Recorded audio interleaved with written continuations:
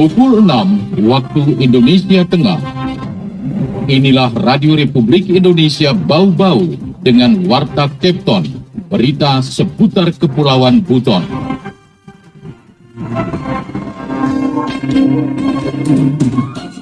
Kami itu mengajukan pinjam pakai itu karena itu TPI sekarang terlantar di sana, terlantar. Artinya kita inginkan itu, katakan itu provinsi dia kelola, silakan.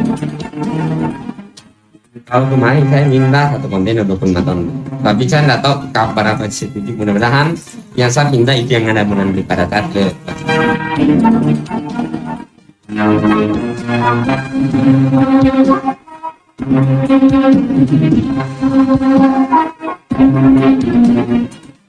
Selamat pagi dari Bukit Wolio Indah, kami sampaikan pokok-pokok berita. Pangkalan pendaratan ikan di Kelurahan Wameo terlantar. Bulog Bau-Bau ajukan permintaan 25 ton gula pasir ke Bulog Provinsi. Inilah Warta Kepton selengkapnya Senin 28 Maret 2022 bersama saya Ode Sabaria.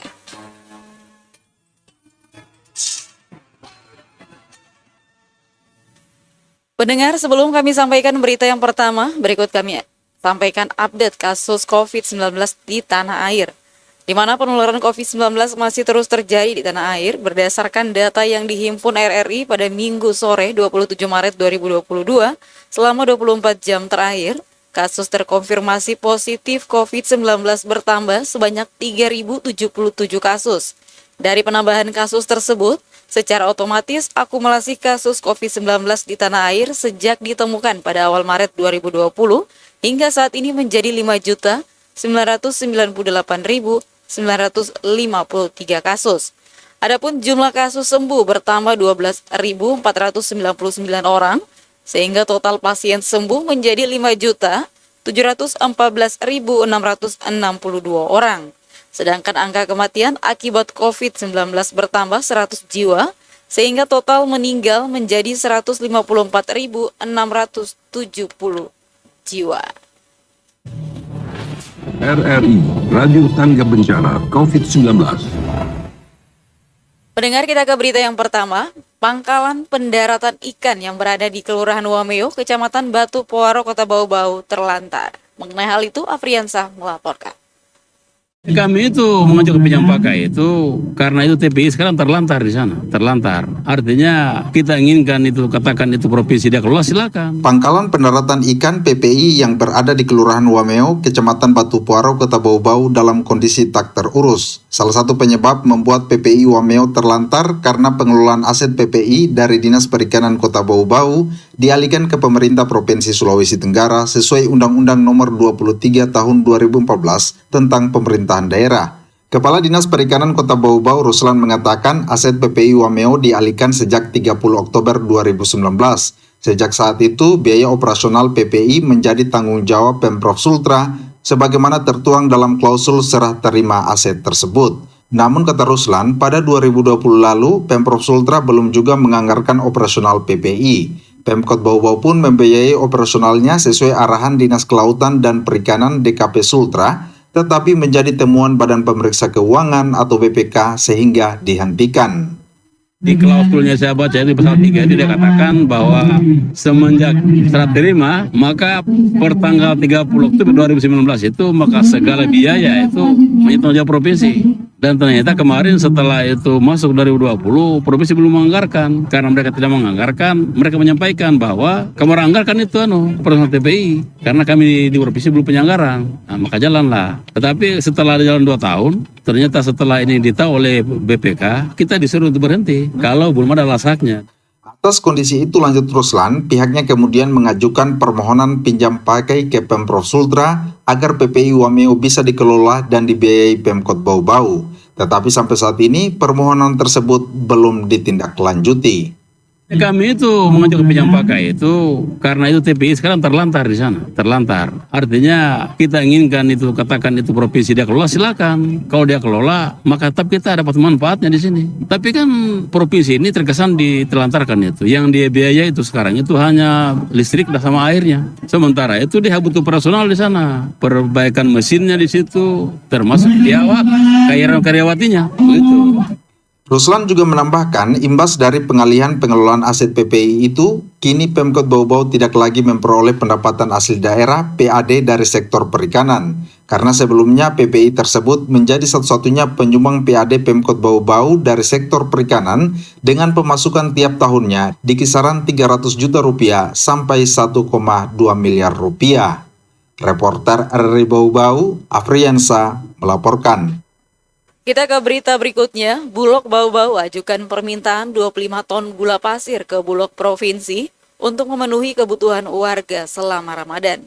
Selengkapnya kembali Wade Nurliani melaporkan.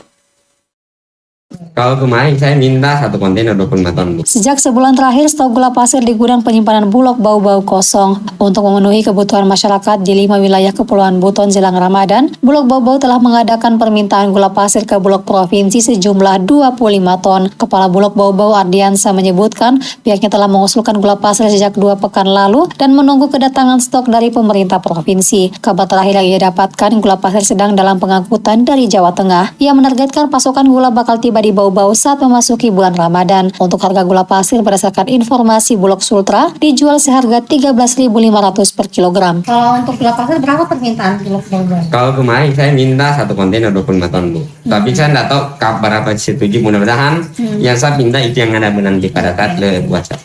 Diajukan ke provinsi, Pak? Ya. Saat ini cadangan bahan pokok yang tersedia di kantor Bulog Bau-Bau tersisa beras cadangan pemerintah termasuk beras premium komersil dan tepung terigu. Kedua stok tersebut diklaim akan memenuhi kebutuhan warga hingga Lebaran nanti. Lanjut Ardiansa, selain beras dikomersilkan dengan harga 10.500 per kilogram, beras premium juga diperuntukkan untuk ASN yang ada di Buton Selatan dan Kota Bau-Bau yang sudah bekerja sama dengan Bulog. Untuk komoditas lainnya seperti daging kerbau, stoknya hanya ada di Bulog Provinsi, sementara Bau-Bau belum ada karena pengadaan daging kerbau harus ada fasilitas penunjang seperti freezer. Wade Nurliani, reporter Bau-Bau, melaporkan.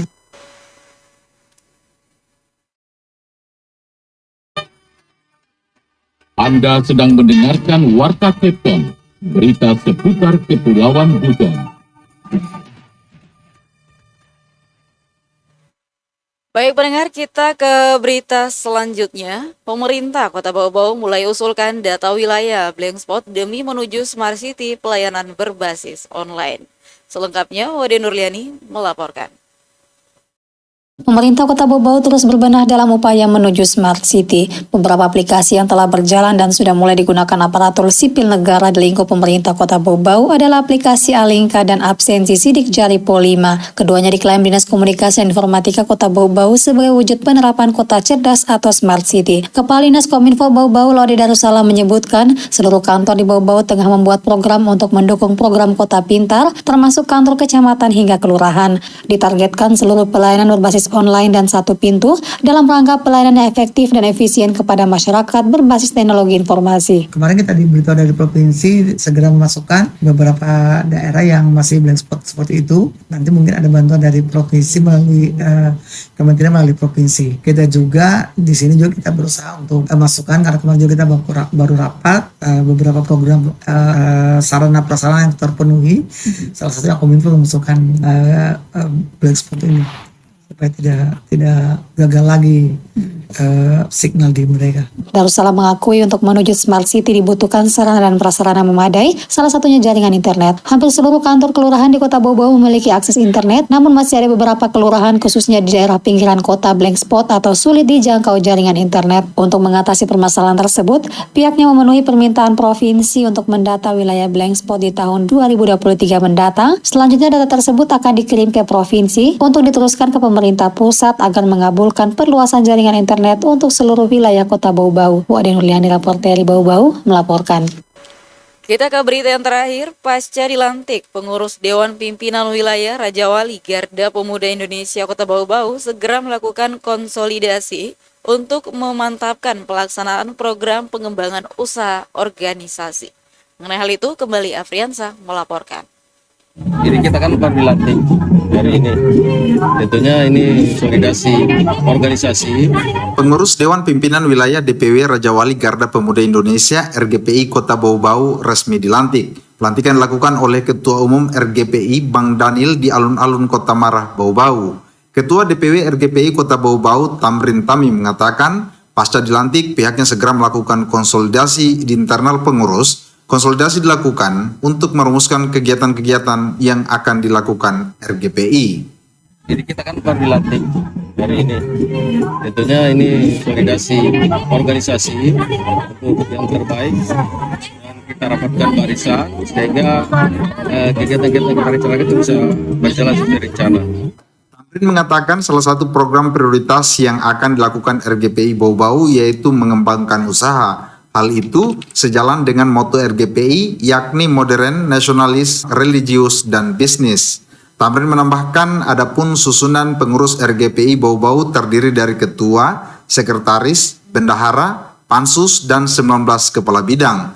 Kemudian memiliki 3 lembaga sayap yakni Kesatuan Mahasiswa Raja Wali Indonesia, Kesatuan Pengusaha Raja Wali Indonesia, dan Lembaga Bantuan Hukum Raja Wali.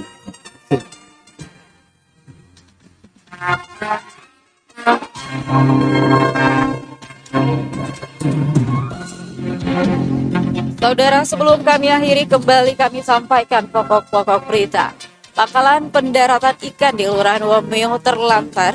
Bulog Bau-Bau ajukan permintaan 25 ton gula pasir ke Bulog Provinsi. Demikian Warta Kepton hari ini. Mewakili kerabat kerja yang bertugas, saya ucapkan selamat pagi. Terima